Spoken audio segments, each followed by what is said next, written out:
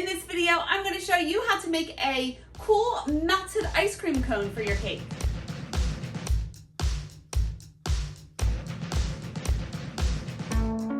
Hi, it's Karolyn. I'm back with another video. If this is your first time here, welcome to my channel. And if it is not your first time here, thank you for coming back.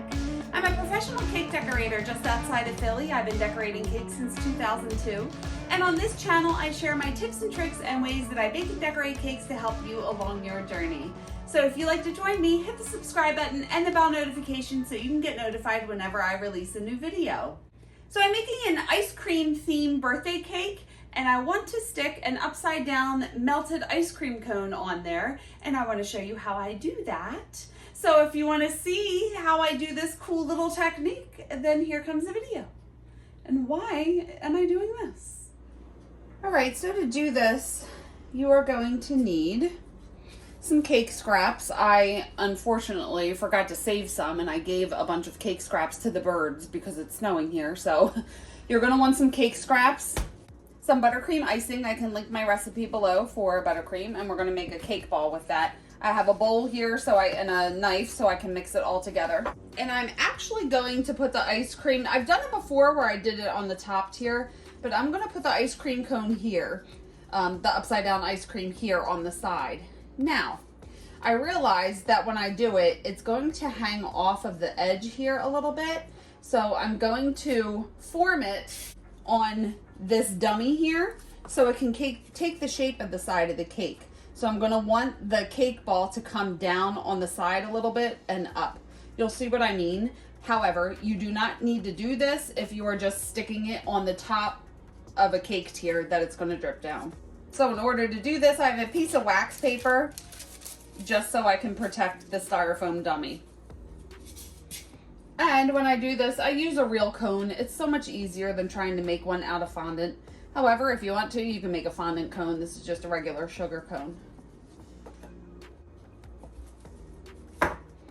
So I have my cake scraps here. I'm just gonna break them up into the bowl. And the cake ball I'm gonna make is not gonna be that big, so I really don't need all this. I'll give this to the birds. And when I make a cake ball like this, I just try to break up the pieces as small as I can before I mix in the icing. And that looks pretty good. Now take some buttercream icing.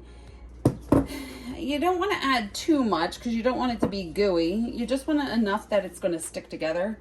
So start with a little less and then you can always add more. And I just like to stir it with a knife. And you can see that wasn't enough. Not all the crumbs are sticking together, so I'll add a little more. And it's sticking together a little better, but I just want a little more so it really holds its shape.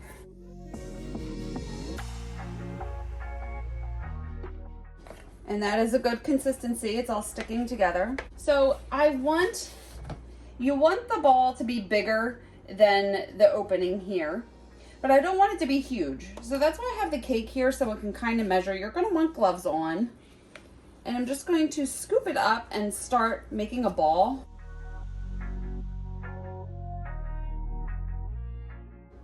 And then I can put it here. That is actually a pretty good size. That looks good. So it looks like the size of a scoop of ice cream that would be on top of the cone. So that's actually a pretty good size ball. Now, it is going to hang off the cake a little bit, but not too much, just a little bit right here. So I'm just going to see where that's hanging off and place it. I'm going to place this into the freezer. So I want to form this as, you know, it's hard for me. Why is this so hard for me to say? It's ice cream. Ice cream is lumpy and bumpy, and melted ice cream especially. So it doesn't have to be a perfect round ball. However, just try to get it in whatever shape that you'd like it to be, and make sure that your cone will be able to rest on top. And then I'm just going to stick it in the freezer just like this. You don't have to wrap it up for about a half hour for it to solidify. All right, now I want to melt the chocolate. This chocolate, these candy melts that I got them at Michael's, at the local craft store. So much better than the ones that used to be there. These melt really well and they taste so much better. And the other ones just were starting to taste like wax. So this brand is called Sweet Tooth Fairy. I tried to find them on Amazon and I couldn't, but I found them at the local craft store. I have a glass bowl here and I'm just going to pour, this is a 12-ounce bag. I'll probably do half the bag. Actually, let's do a little more than that. It was literally 3 more wafers, but whatever, it made me feel better. And now I'm gonna stick this in the microwave at 30-second intervals until it's completely melted. All right, that was about a minute. I'm just going to stir to make sure all the candy melts are melted. And since you don't want to whip too much air in here, so just stirring gently because you don't want air bubbles to form in the chocolate. And I just want to make this light pink. I only have white candy melts here. Why can't I talk? It's so annoying when I can't talk. But anyway, I only have white candy melts here and I want to make it pink. So I have a little bit of gel food coloring, soft pink. And I'm just going to add a little bit. Just to color it. You can use pink candy melts if you have them, or whatever color you want to use. Just want just a little bit more.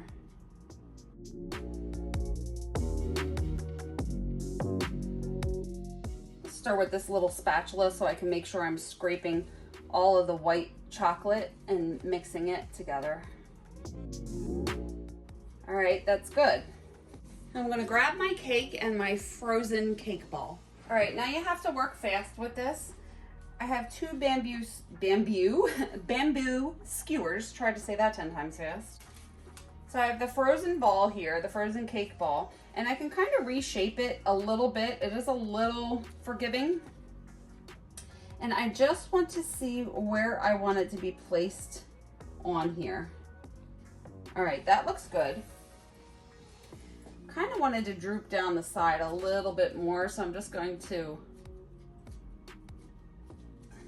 pull it down a little bit. I'm just reshaping it so it can look like it's dripping down the cake. So I'm just pressing it into the side of this dummy. But I'm just trying to form it. Again, if you're just putting this flat on the top of the cake, you don't have to do this. But this way there, it looks like it gives it a little drippy effect, if you will. Okay, so now I have these bamboo skewers and I'm gonna stick them halfway into here and halfway into the cake. Not stick them into the cake yet. So halfway into the cake ball. I wanna make sure they're on an angle so when I put them in the cake, they're not gonna poke out the side here. Now, this is where it can get a little tricky. You have to work fast. I wanted to drip down the side, not too much, but to look like it's melting. This chocolate melts really nicely, so it is going to drip kind of like ganache. So I'm just going to drip it down the side a little bit. The cake is cold since it's right out of the refrigerator, so the chill in the cake is going to help set the chocolate really fast. But when ice cream melts, it doesn't look like ganache, like it's a little more thick. That's why I didn't want to thin out the chocolate. And then I'm going to take the ball and just cover it with chocolate. This is why you need gloves. It's going to get a little messy. But it is good because ice cream, you know, it's not perfect. So if there's lumps and bumps and imperfections in here, then it's okay. All right, I have it pretty much covered. I want to get it covered underneath as well.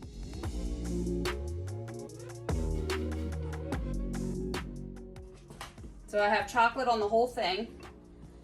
Now we're going to put it on the cake and then we're going to make it look like an ice cream cone. Putting it in on an angle. I don't need my gloves anymore for this. Now I'm just going to drip chocolate down to make sure the whole cake ball is covered. Some of the chocolate did come off from when I used my gloves. Now, I'm not using too much because if I use too much, it's going to drip way too much, but I'm using enough that it's going to slide down the side of the cake.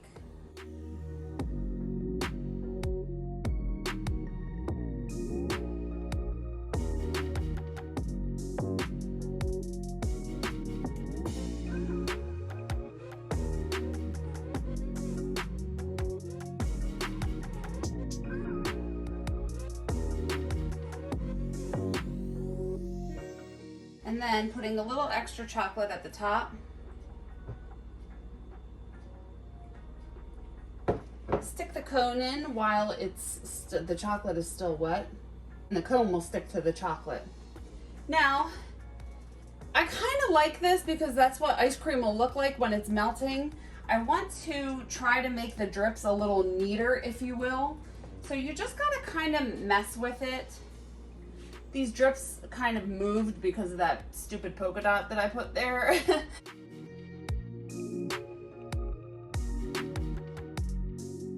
Kind of like that because it just looks like the ice cream is melting. So you just have to mess around with it and see what you like the best. And then I will stick this back in the refrigerator. I forgot to mention that this is a refrigerated cake, or maybe I did mention, but it's better to do designs like this on a cake that is just out of the refrigerator, so I did not mess up the icing on the cake. The icing is solid from the butter. So I'm going to put this back in the refrigerator and then I'll finish decorating it. So here you go. Here is the cool little melted ice cream cone going down the side of the cake. Gonna put this down.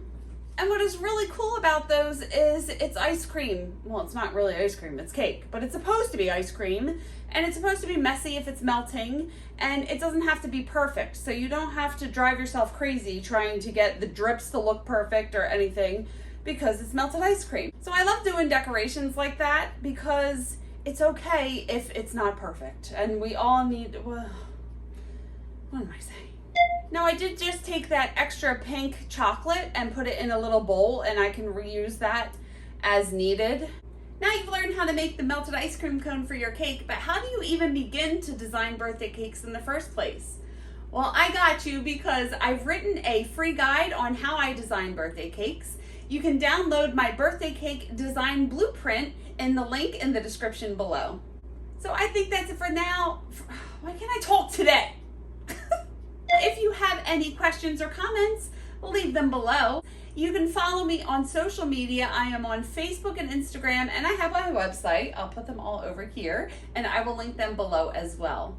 And if you want to see more, make sure you check out these videos over here and hit the subscribe button and the bell notification to get notified when I release a weekly video. And also please hit that like button if you got anything out of this, and I will see you on the next one. Bye.